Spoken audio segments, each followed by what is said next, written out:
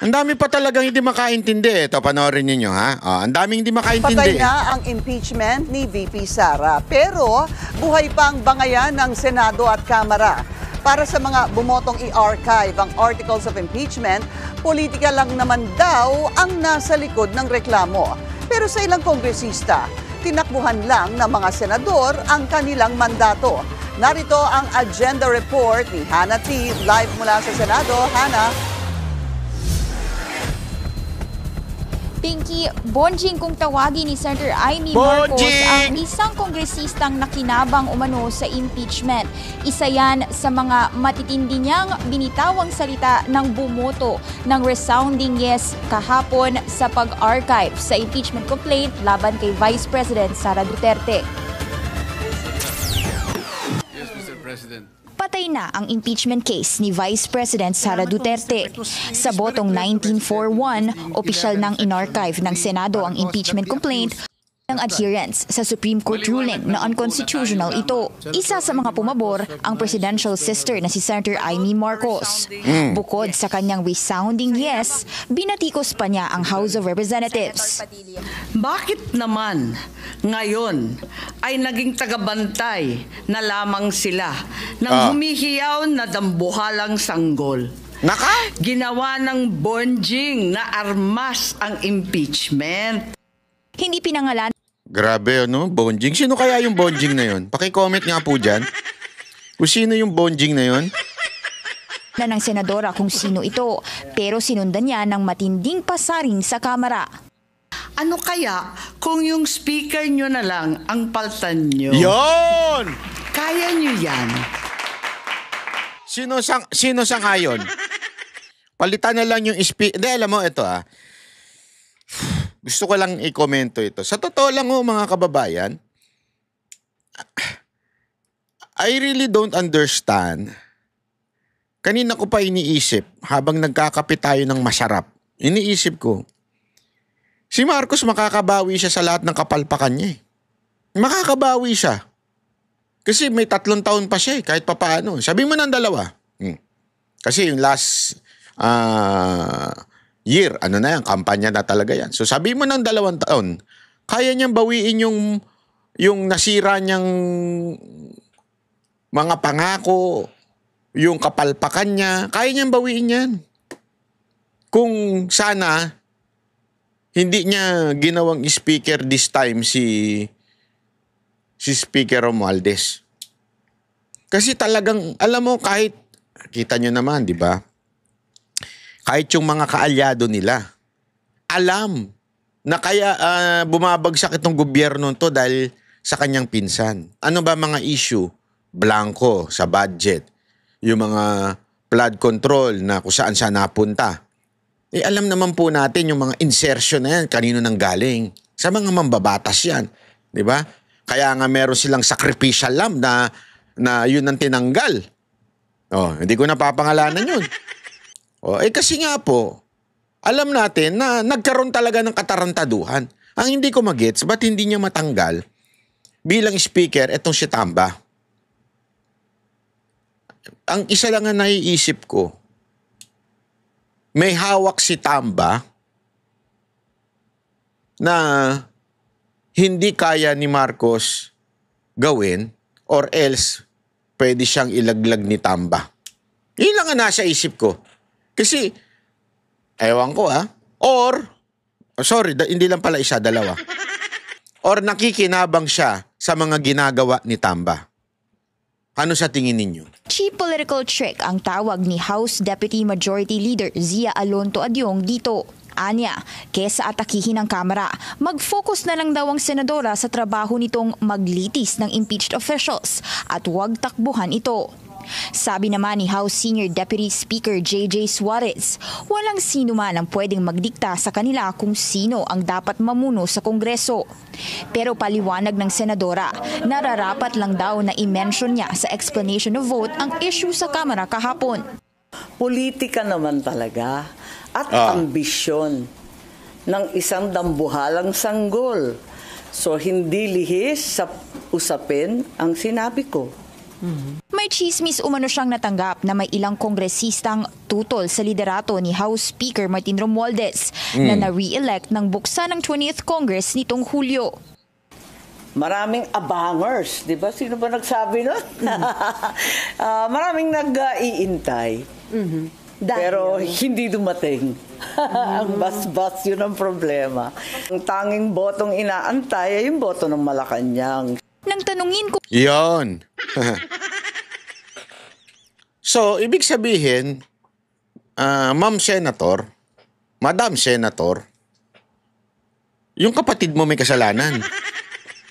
Oh, wag mo nang, deny yun. Sabi mo nga nakabang na eh. Kasi ganyan naman talaga eh. Di ba nangyari na rin yan kay Pangulong Duterte noon? Kung nag-antay lahat hanggang may tumawag last minute. Di ba? Hindi ko na lang babanggitin. Pero ganito rin nangyari dito, nag-aantay na last minute hanggang walang dumating mula sa Malacanang. O sino ba sa Malacanang? Alam naman si Yusek Claire. Ano ya? Hindi. So, kasalanan ng kapatid mo yan. Kaya ako sa'yo, magkaroon ka ng heart-to-heart talk sa kapatid mo. Salbahin nyo kamo yung gobyerno, pati itong bansa natin, kung tanggalin nyo si speaker bilang isang speaker. Hindi, yan lang talaga yan eh. kung ganun na ba kalalim ang hidwaan sa pagitan ng magpinsang Marcos at Romualdez, sagot ni Senator Amy. Wala namang personal dito, wala namang family feud, kanino man, kung si Bongbong man, si Lisa man, si Speaker, pati si Toby, walang family feud. Ang issue talaga politika at prinsipyo. Yan ang problema kay Amy. Lagi niya pa rin nililigtas yung kapatid niya. Yan ang problema ko. Yan ang mabigat kong problema kay Amy. Yung mga bitaw niya, okay sana. Yung mga sinasabi niya, mga hearing niya, okay sana. Yung mga support niya ka mga Duterte, okay sana. Pero yung lagi mo na lang inililigtas ang pamilya ninyo.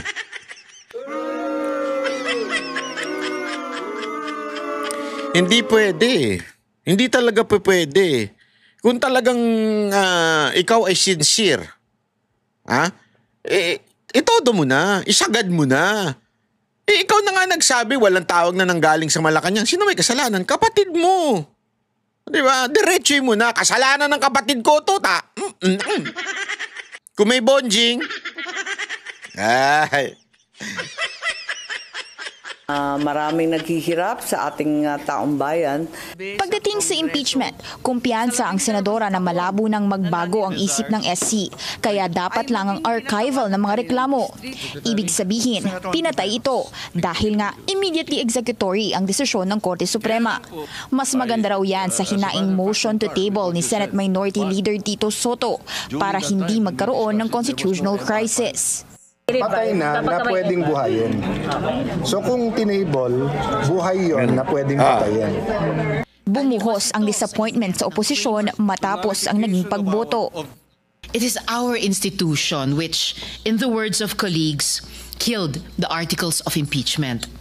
Hindi po dapat mahirap at teknikal ang impeachment.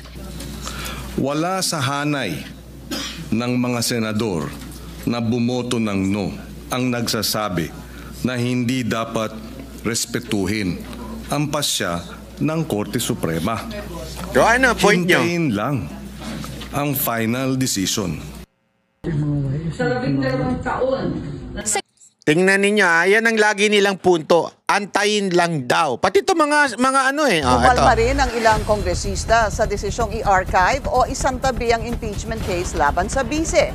Giit nila minadali at premature ang naging aksyon ng Senado. Ang detalye sa agenda report ni Joan Manalo. Minadali daw. Minadali. Ano ibig sabihin ng minadali? Anong root word nun? Madali, mabilis. Di ba? Madali, madaliin. Ano sabi ng korte?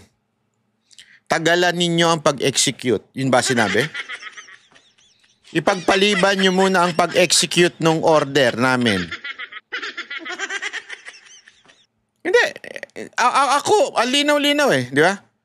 Ano sabi ng Supreme Court? Huwag nyo muna. Antayin nyo muna yung sagot namin sa MR.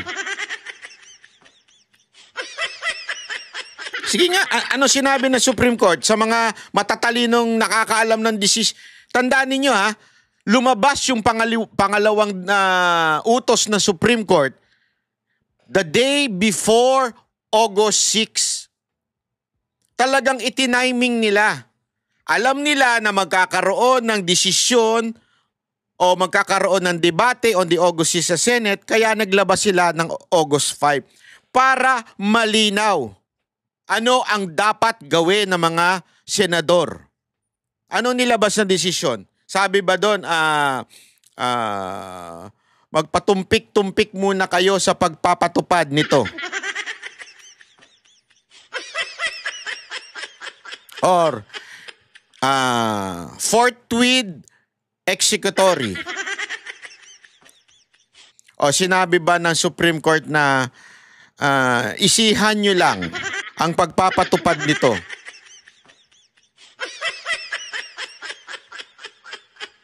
O sabi ng mga kababaihan, take it slow. Gago! O kaya dahan-dahan lang. Gago! Ano sinabi ng Supreme Court? Sige nga. Yung mga matatalino dyan, ilagay nyo dyan, isulat ninyo. Oh. Di ba? The day before magkaroon ng pagdinig ang Senado, naglabas ng pangalawang utos. Ano sabi? Immediately executory. Pag sinabi mo bang immediately executory, kailangan magmadali o hindi?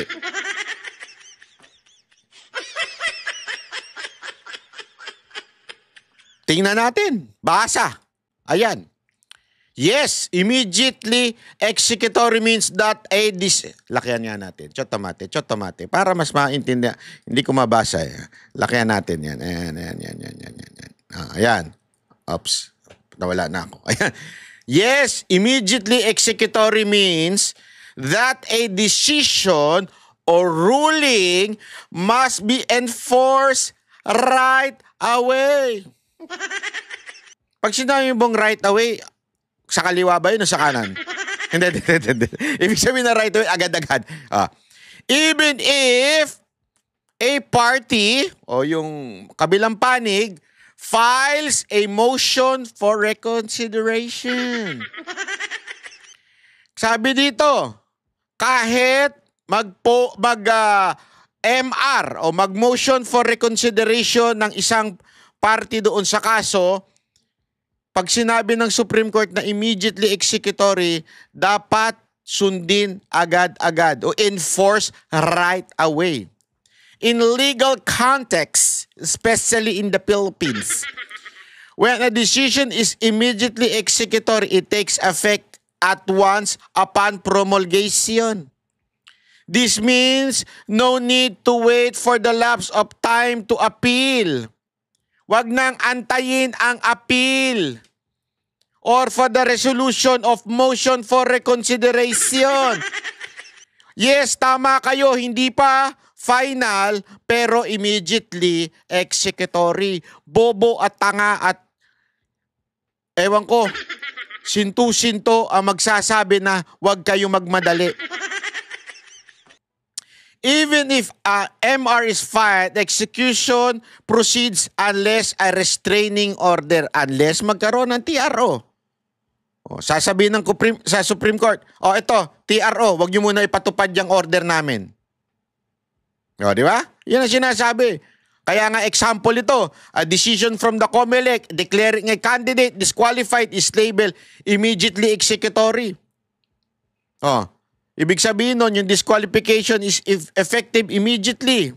Even if the candidate files an MR. Nakita natin yan sa mga desisyon ng COMELEC. Di ba? Kahit nag-file pa yung dinidisqualify nila ng MR, as long as ang desisyon ng COMELEC ay immediately executory, disqualified na yung kandidato na yun. Sabi nga sa dito, immediately executory enforced now, no delay, regardless of any pending motion.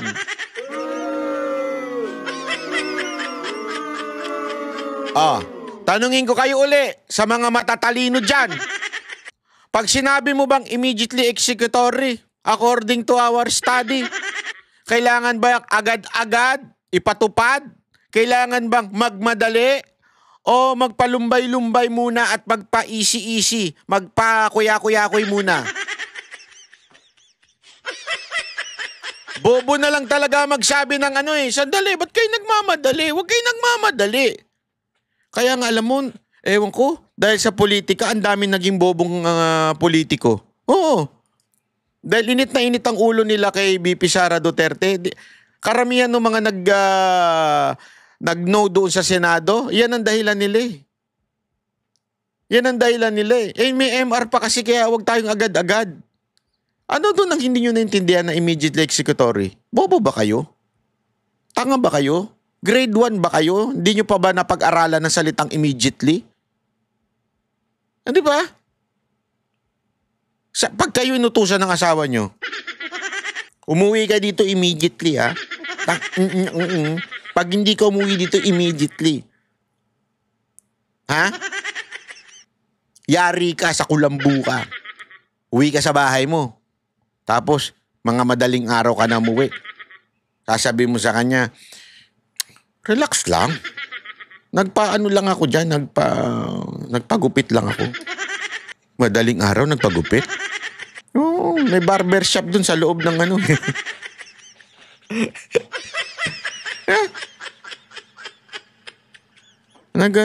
di ba ano ba usapan natin? Sasabihin sa'yo ng asawa mo. Di ba sabi ko, umuwi ka agad-agad, immediately? Dapat nagmamadali ka na kasi manganganak na ako. Immediately, umuwi ka, di ba? Yun ang usapan natin. Bakit nagpadaan-daan ka pa nagpabarbero ka pa, kumain ka pa? Anong kinain mo? Pechay o tilapia? O danggit? Gago! Di ba? Anong dahilan mo? Ba't ka ba nagmamadali? Usapan natin immediately! Easy lang. Ba't ka nagmamadali? Pwede yung masabihin sa asawa mo yun? Ang boses ng masa, hindi natatakot. Katotohanan lang, di kami nalulunod. Walang bahid ng sismis, lahat ay totoo. Kahit sino ka pa, pag mali ka babanatan ka. Walang pinipiling kulay, wala kaming kinikilingan. Basta para sa bayan, kami lalaban. Pag tama palakpakan, pag mali banatan. Di matitinag, di matatakot, para sa bayan tuloy ang sigaw. Sa harap ng kamera, walang halong takot. Mga baluktot, lahat kayo'y tutumba. Ang hustisya at totoo, yun lang ang mahalaga. Kahit sinong harang, di kami matitinag. Walang pinipiling kulay, wala kaming kinikilingan. Basta para sa bayan, kami lalaban. Pag tama palakpakan, pag mali banatan. Di matitinag, di matatakot, para sa bayan tuloy ang sigaw. Kung nasa tama ka, ikaw ay aming kasama. Pero pag mali ka, handa ka na bang mabasa?